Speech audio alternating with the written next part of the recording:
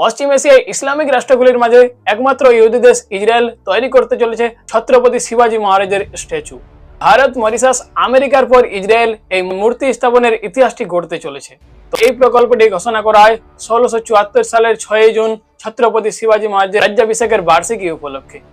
এই বিষয়ে মুম্বাই নিযুক্ত ইসরায়েলের কনসাল জেনারেল ইয়ানিব রবাজ জানালেন, এই স্ট্যাচু কেবল ভারতীয় নাগরিকদের হ্যাপিনেস বা আনন্দ দেওয়ার জন্য শুধু স্থাপন করা হচ্ছে না, তৈরি করা হচ্ছে ভারতীয় সংস্কৃতি এবং ইতিহাস সম্পর্কে বিশ্ববাসীকে জানাতে। আর আসলে ছত্রপতি শিবাজী মহারাজ কে ছিলেন এবং তার মতাদর্শ এবং যুদ্ধের কৌশল একাই কিভাবে মুঘল সাম্রাজ্যকে নাস্তানাবুদ করেছিল তা বিশ্ববাসীকে জানাতে এই মূর্তি তারা স্থাপন করছেন।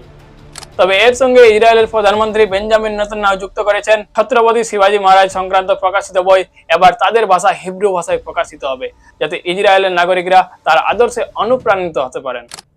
তবে ভারতবাসী হিসেবে সবচেয়ে দুর্ভাগ্যের বিষয়, এই ছত্রপতি শিবাজী মহারাজকে ভারতের প্রথম প্রধানমন্ত্রী জওহরলাল নেহরু তার গ্রন্থ এনসিয়েন্ট হিস্ট্রিতে বলেছিলেন ছত্রপতি মহারাজ একজন কাপুরুষ সম্রাট। তিনি আফজল খানকে নাকি বিশ্বাসঘাতকতার দ্বারা পরাস্ত করেছেন। আর জওহরলাল নেহরুর তার গ্রন্থে এই ছত্রপতি শিবাজী মহারাজ সম্পর্কে তথ্য সম্পর্কে আপনার কি মতামত আপনি কমেন্ট বক্সে জানাতে বলবেন না।